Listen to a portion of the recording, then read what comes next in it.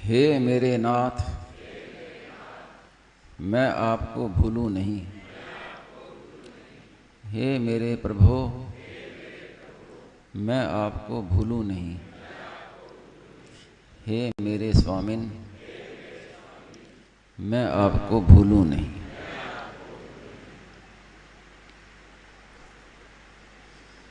आज स्वामी जी महाराज ने भक्ति की विशेष बात बताई।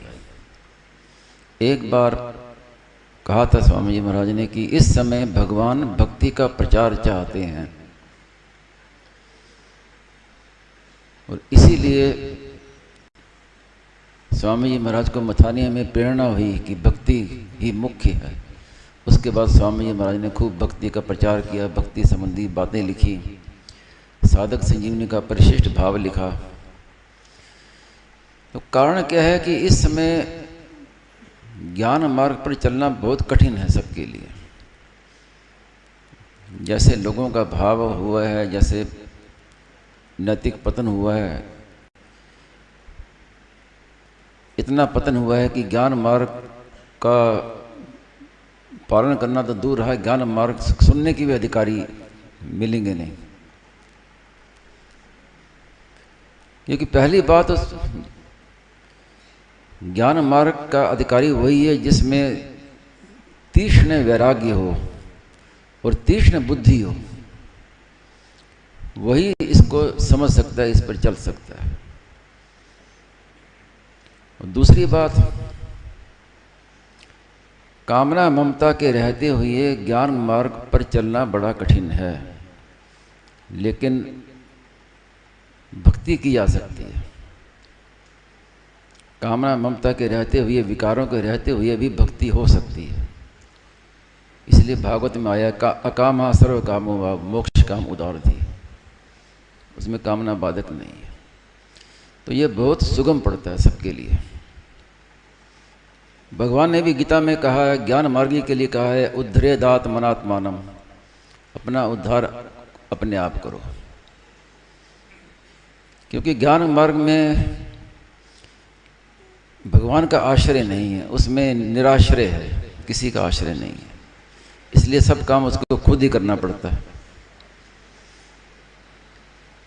लेकिन भक्त के लिए क्या कहा, तेषाम अहम समुद्धरता मृत्यु संसार सागरात। उसको उद्धार की चिंता की जरूरत नहीं मेरे भक्त को, उसका उद्धार मैं स्वयं करता हूं। कर्म योग में और ज्ञान योग में तो साधक योग भ्रष्ट भी हो जाता है, लेकिन भक्त को योग भ्रष्ट भगवान नहीं होने देते। यहाँ तक कह दिया भगवान ने कि अगर वो अंत समय में किसी कारण से, मूर्छा आदि से किसी कारण से मुझे स्मरण नहीं कर पाता तो मैं उसका स्मरण करता हूँ। इस बात को समझने के लिए सबसे बढ़िया उदाहरण है माँ और बेटे का। मोरे प्रौढ़ तने सम ज्ञानी, बालक सम मम दास अमानी। जो बड़ा बेटा होता है उसको सब काम खुद करना पड़ता है। खुद ही स्नान करो, खुद ही कपड़े पहनो, सब काम खुद ही, भोजन भी खुद ही करो, सब काम खुद करना पड़ता है। लेकिन छोटे बालक को कुछ भी नहीं करना पड़ता और काम उससे बढ़िया होता है। जितना बढ़िया माँ नहलाती है, कपड़े पहनाती है, भोजन कराती है, इतने प्रेम पूर्वक, वो आनंद, वो जो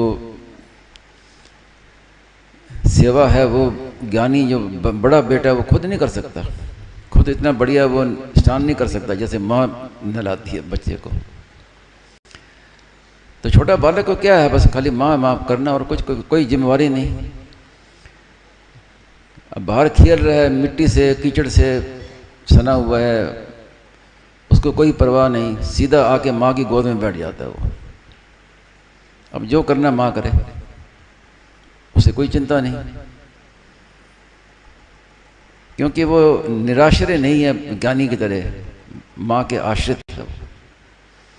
अब माँ उसको खुद उसको नहलाती है, कपड़े पहनाती है, बढ़िया तरीके से केश संवारती है, काला टीका लगाती है कि नज़र ना लग जाए। इतनी परिचर्या क्या बड़ा बालक कर सकता है?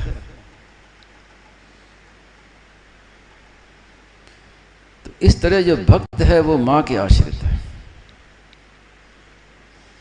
और भक्ति में इतनी सुगमता कि कोई कठिनता किसी साधन में नहीं, कोई साधन कठिन नहीं, ना कहीं जाना ना कहीं आना। 3 बातें महाराज जी ने बताई, प्रार्थना और शरणागति। एक बात तो भक्ति में मुख्य है कि भगवान का संबंध, मैं भगवान का हूं, भगवान मेरे हैं, इसको स्वीकार करना है। इसका कोई जप नहीं करना। कई कहते हैं इसको बोलते रहे, बार बार जप करते रहे। जप की बात नहीं है, ये मानने की बात है। और मानना एक ही बार होता है, बार बार नहीं होता। स्वीकृति एक ही बार होती है। तो मैं भगवान का हूँ, भगवान मेरे, ये तो स्वीकार कर लिया, ये तो एक बार हो गया। अब बार बार करने की क्या बात है? वो है नाम जप और साथ साथ में प्रार्थना, पुकार। नाम जप और पुकार में एक बड़ा भेद है।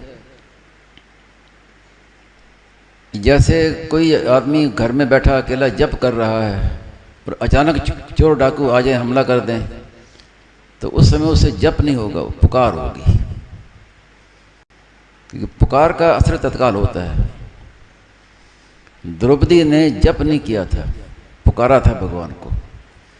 गजेंद्र ने भी जप नहीं किया, भगवान को पुकारा, हे नाथ, हे नाथ, हे मेरे नाथ, मैं आपको भूलूं नहीं। ये पुकार है।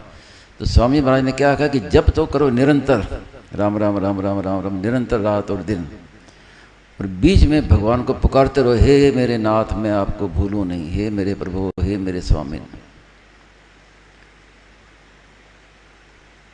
पुकार से बहुत जल्दी तत्काल लाभ होता है।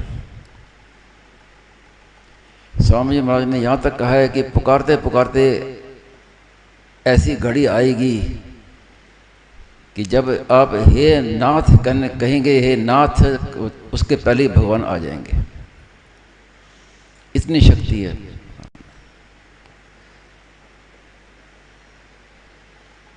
तो ये जो आज की जो सार बात महाराज ने ये बताई कि भगवान से संबंध जोड़ो। दूसरी बात बताई गुरु आदि के विषय में कई और बातें कही हुई। उन सब का सार बात यही है कि भगवान के सिवाय किसी से संबंध मत जोड़ो। ना किसी को भाई बहन बनाना है, ना किसी को गुरु बनाना है। ये सब बनावटी संबंध है। असली संबंध जो सदा से है और सदा साथ रहेगा, वो संबंध केवल भगवान का है। और भगवान इतने अनजान नहीं है कि वो अपना कल्याण करने के लिए उन्होंने मनुष्य शरीर तो दे दिया और गुरु को रख लिया, गुरु रख दिया ही नहीं साथ में। इतनी असावधानी भगवान में नहीं है। उन्होंने मनुष्य शरीर दिया, साथ में विवेक रूपी गुरु भी साथ में ही दिया। अपने विवेक के अनुसार चले। और कृष्णम वंदे जगत गुरु, भगवान ने कहा मैं बैठा हूं, तो गुरु की क्या जरूरत है। जो भगवान को अपना गुरु मानता है उसके लिए पूरी सृष्टि ही गुरु हो जाती है। सृष्टि मात्र उसको उपदेश देने वाली हो जाती है। उसके मन में कोई शंका होती है, कोई प्रश्न होता है, उसका समाधान कहीं से भी मिल जाएगा उसको। मैंने तो एक बार कहा था, काफ़ी पहले एक बात कही थी कि सिखों में क्या है कि 10 गुरु हुए। 10 गुरु हुए। अंतिम गुरु थे गोविंद सिंह जी। तो उन्होंने विचार किया कि अब कलयुग आ रहा है और इसमें पाखंड बहुत फैल जाएगा,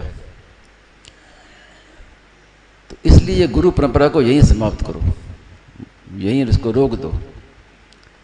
11वां गुरु बना दिया गुरु ग्रंथ साहब,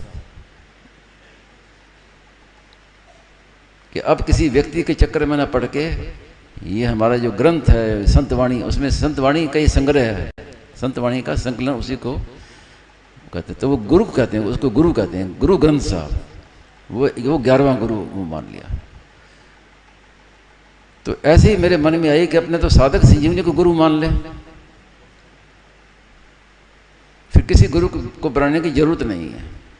आपके मन में कोई भी शंका आ जाए, कोई प्रश्न आ जाए, आप साधक संजीवनी खोलिए, आपको समाधान उसी में मिल जाएगा।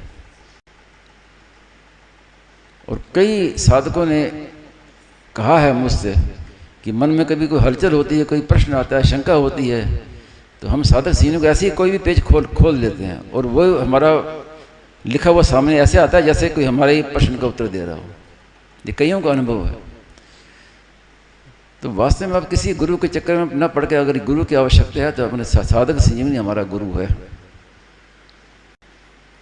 और संबंध केवल भगवान से, भगवान के सिवाय किसी से भी संबंध न जोड़े, ये है इस बात की बड़ी सावधानी। कई जो नहीं समझते हैं, अनजान है, वो कहते हैं कि स्वामी जी तो गुरु का खंडन करते हैं, गुरु की निंदा करते हैं। स्वामी महाराज ने कहा मैंने गुरु का निंदा नहीं की, गुरु के खंडन नहीं किया, मैं पाखंड की निंदा करता हूँ कि आजकल वैसे गुरु मिलते नहीं हैं और लोग फंस जाते हैं। तो जब फंस गए तो अब ना तो गुरु से उनका कल्याण होता है और ना अपने कल्याण के लिए गुरु को छोड़ के कहीं दूसरी जगह जा सकते हैं, ना घर के रहे ना घाट के, ये स्थिति होती है।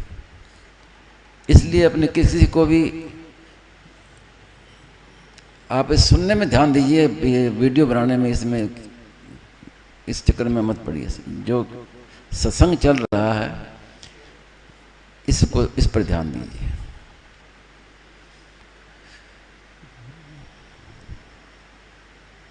हाँ, तो मैं कह रहा था कि गुरु के चक्कर में पड़ के कई लोग गुरु बना बैठे हैं। महाराज जी स्वामी महाराज कहते थे कि जिन्होंने गुरु बनाया है उनको देखो वो आपसे कितना आगे बढ़े हैं, क्या उनका कल्याण हो गया?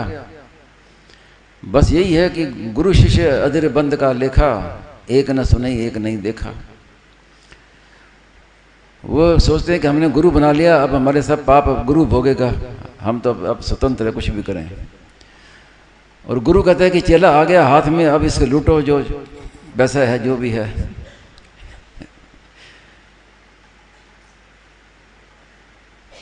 तो प्राय इसलिए सच्चे गुरु बहुत कम हैं, प्रकट में देखें तो दिखने में आते नहीं जल्दी से। तो सीधा भगवान को गुरु माने तो सारा झंझट ही खत्म।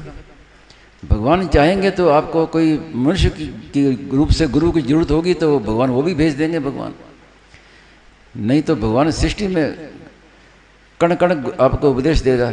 आपके मन में कोई शंका आई है तो रास्ते में जा रहे हैं, कोई बच्चा कोई बोल रहा है तो उस बच्चे की जो बोल रहा है उसी से आपका समाधान हो जाए। पूरी सृष्टि उसके लिए गुरु है। तो इसलिए स्वामी जी महाराज ने विशेष यही बात कही है कि अपने भक्ति मार्ग में केवल भगवान से अपना संबंध जोड़ो और नाम जप और प्रार्थना में लग जाओ। मीराबाई ने सार मंत्र दे दिया, महामंत्र। मीराबाई का महामंत्र क्या, मीराबाई का स्वरूप क्या, कि मेरे तो गिरधर गोपाल और दूसरों ना कोई। ये पूरी भक्ति है, एक लाइन में पूरी भक्ति आ गई। मेरे तो गिरधर गोपाल, दूसरों ना कोई, ये दोनों बातें होनी चाहिए। अब इसमें क्या और क्या कहें आपसे, आपके कोई मन में प्रश्न उठता हो, कोई जिज्ञासा हो तो आप पूछ सकते हैं, कह सकते हैं।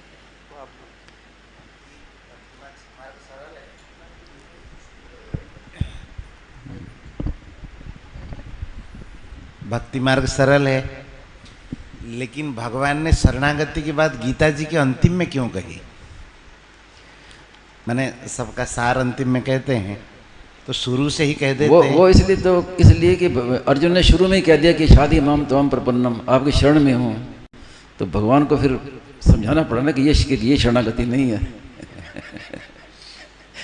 शुरू में शरणागति हो जाती, शुरू में ही कह दिया। हाँ, शुरू में कह दिया। लेकिन भगवान ने क्या कहा कि भगवान ने जब गीता शुरू की तो हंसते हुए कहा। तो हंसते हुए क्यों कहा? भगवान को हंसी क्यों आई? इसलिए कि ये एक तरफ तो कहता कि मैं आपकी शरण में हूँ और फिर कहता कि मैं युद्ध नहीं करूँगा। दो बातें कैसे? तो भगवान ने फिर वो कान पकड़ के अंत में मनवा लिया कि कृष्य वचन होता। और इतने जो गीता कही, ये वास्तव में तो अर्जुन को निमित्त बना के हम सब लोगों के लिए कही है भगवान ने गीता। अंत में शरणागति में जाना है, चाहे आरंभ में शरण हो जाओ, चाहे घूम घुमा के अंत में शरण हो जाओ, होना शरणागति ही है अंत में, अंतिम शरणागति। जी हाँ, पूर्ण शरणागति भगवान समझ गए ना। भगवान तो समझते हैं, भीतर भीतर की बात समझते हैं कि अर्जुन कह तो रहा है कि शादी माम त्वाम प्रपन्नम, एक तरफ तो ये कह रहा है, फिर ये क्यों कहा कि मैं आपकी बात युद्ध नहीं करूंगा? अगर कृष्य वचनम, तब अगर पहले ही कह देता तो फिर गीता नहीं चलती, फिर गीता कैसे चलती? फिर हम लोगों को गीता कैसे मिलती? महाराज ये भी आखिर में जब कृष्य वचनम तब कहा, तब भगवान समझ गए कि हाँ अब शरणागति ठीक हुई, अब सच्चा बोल रहे हैं। महाराज ये कहते थे कि शरणागति में समर्पण ही कठिन है। करिष्य वचनम तव, हाँ, इतना ही मुश्किल मतलब हाँ। वो होता नहीं है, सच मन के छोड़ नहीं पाते। लेकिन स्वामी महाराज ने तो और सरल कर दिया ना। महाराज ने ये नहीं कहा कि कृष्य वचनम तब ये शरणागति है। महाराज ने कहा कि करना कुछ नहीं है, बस हे नाथ मैं आपको ऐसा मान लो। करने की बात ही नहीं रखी। अर्जुन के सामने तो युद्ध था और युद्ध को लेकर ही उसने प्रश्न किया, उसी से गीता पैदा हुई। तो भगवान को कहना पड़ा कि सर्वधर्मान परित्यज्य मामेकम शरणं व्रज। तो अहम त्वा सर्व पापेभ्यो मोक्षयिष्यामि क्यों कहा? कि अर्जुन के मन में शुरू से यही शंका थी कि मुझे पाप लगेगा युद्ध करने से, मैं ये पाप नहीं करना चाहता। तो भगवान ने कहा ठीक है, तू मेरी शरण में आ जा, तू पापों से मैं मुक्त करूंगा।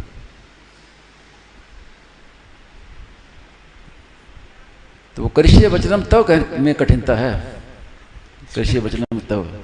लेकिन स्वामी महाराज ने कहा कि आप मान लो कि हे नाथ मैं आपको, आप मेरे हो, तो इससे सुगम और क्या होगा? माँ मेरी है, मैं माँ का हूँ। या जैसे बच्चा बालक अबोध होता है, हम जैसे भी हैं, सुगमता की कहाँ तक की है? शरणागति का रहस्य जो उसमें दिया है साधक संजीवनी में, अलग से पुस्तक भी है। तो उसमें किसी ने प्रश्न किया था, किसी सज्जन ने, ये मेरे सामने की बात है, ऋषिकेश गीता भवन में, उसी से फिर वो पुस्तक बनी शरणागति का रहस्य। तो उन्होंने पूछा कि शरण रहस्य प्रदायिनी, आरती में आता है गीता की की आरती में कि शरण रहस्य प्रदायिनी, तो ये शरण रहस्य ये क्या है, शरणागति का रहस्य क्या है? तो महाराज ने उस पर पूरा प्रवचन दिया। तो उसमें ये क्या कहा कि मैं जैसा भी हूँ भगवान का हूँ। अब मैं पापी हूँ, पुण्यात्मा हूँ, जैसा भी हूँ, जो हम भले बुरे तो तेरे, अपनी तरफ देखने ही नहीं है कि मैं तो अधिकारी नहीं हूँ, मेरे में तो ये बुराई है, कुछ देखना नहीं है। मैं जैसा भी हूँ आपका हूँ। और भगवान को भी नहीं देखना कि भगवान बड़े दयालु हैं कि कठोर हैं कि सगुण हैं कि साकार हैं। भगवान जैसे भी हैं मेरे हैं। तो ये शरणागति का रहस्य है। भगवान ने तो, भगवान के नाम में पतित पावन भी आता है और भक्त वत्सल भी आता है, नाम दोनों नाम आते हैं। तो अगर आप भक्त वत्सल नहीं बन सके तो पतित पावन की लिस्ट में नाम लिखवा दो अपना, तो कोई भय नहीं है। जैसे भी हैं हम भगवान के, और भगवान जैसे भी हमारे हैं। ये शरणागति का रहस्य बताया स्वामी जी महाराज ने। करिष्य वचनम तब में कठिनाई, हाँ। मन की छोड़ नहीं पाता है ना वो कृष्ण वचनम में तब तक कठिनाई है जब तक अपना अहम भाव है। अहम मन की छोड़, वो जब तक अहम है तब तक ये होगा नहीं। स्वामी जी में स्वभाव में ये बात थी, स्वामी जी खुद कहते भी थे कि मैं आप लोगों की आज्ञा जितनी मानता हूँ उतनी मेरी आज्ञा आप लोग नहीं मानते। जो जैसा कि स्वामी जी मान लेते थे। तो क्योंकि अहम था नहीं, अहम का अभाव था। जिसमें अहम रहेगा उसको फिर आज्ञा पालन करना बड़ा कठिन होगा, उसको अहम आड़े आएगा। तो इसलिए आरंभ में तो मैं जैसा भी हूँ भगवान का हूँ, भगवान जैसे भी हैं मेरे हैं, ये मान लो। आगे की चिंता की जरूरत नहीं, भगवान अपना आप संभालेंगे। कैसे संभालेंगे वो माँ जाने, बच्चे को क्या सोचने की जरूरत है कि माँ कैसे संभालेगी। एक गांव में स्वामी जी महाराज लगभग 30 साल पहले गए थे। 30 साल पहले स्वामी जी महाराज जी। वहाँ सत्संग सुनाए। अच्छा। तो पिछले साल गांव के लोग किसी महात्मा को बुलाए, तो प्रयागराज के आसपास के महात्मा जी गए थे। तो कथा सुनाने के बाद जब आरती होने लगी तो बोले पहले हमारी आरती करो। अच्छा। तो सत्संगियों में किसी ने कहा महाराज अपनी आरती क्यों कराते हो? हाँ। 8 मास के पुतले का। वो महाराज जी के सत्संगी है सर। हाँ। तो बोले कि अगर हमारी आरती नहीं करोगे तो पूरे गांव वालों को श्राप दे दूंगा। अच्छा। ये दशा हो रही है, ये है कि गुरु महाराज पूरे गांव वालों को श्राप दे दूंगा, ये दशा हो रही है। इसलिए महाराज जी की पुस्तकें हैं सच्चा गुरु कौन, क्या गुरु बिना मुक्ति नहीं, और कलयुगी गुरुओं से सावधान। ये 3 पुस्तक जरूर पढ़नी चाहिए। गीता प्रकाशन छपी है, कलयुगी गुरुओं से सावधान। अब स्वामी महाराज जी को देखा ना, स्वामी महाराज के साथ छोटे बड़े हर आयु के थे साथ में रहने वाले, लेकिन स्वामी जी ने किसी को अपना शिष्य नहीं बनाया। सबको सखा कहते थे स्वामी, सब ये सब सखा, अपने समान मानकर व्यवहार करते थे, अपना मातहत नहीं बनाते थे स्वामी जी महाराज।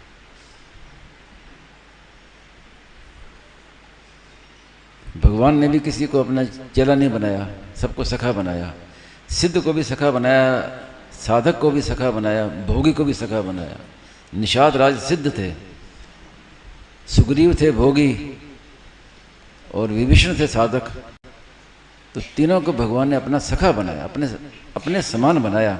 द्वा सुपर्णा सव्या सखाया। भगवान ने जब एको हम बहुश्याम कहा, तो जब एक ही जब अनेक हुए तो बराबर हुए, ऊंचा नीचा इसमें कोई नहीं है। श्री कृष्ण से राधा जी हुई तो राधा और कृष्ण में क्या भेद है? कोई छोटा बड़ा नहीं है। राधा ही कृष्ण है, कृष्ण राधा ही, ऐसी जीव भी। नारायण नारायण नारायण।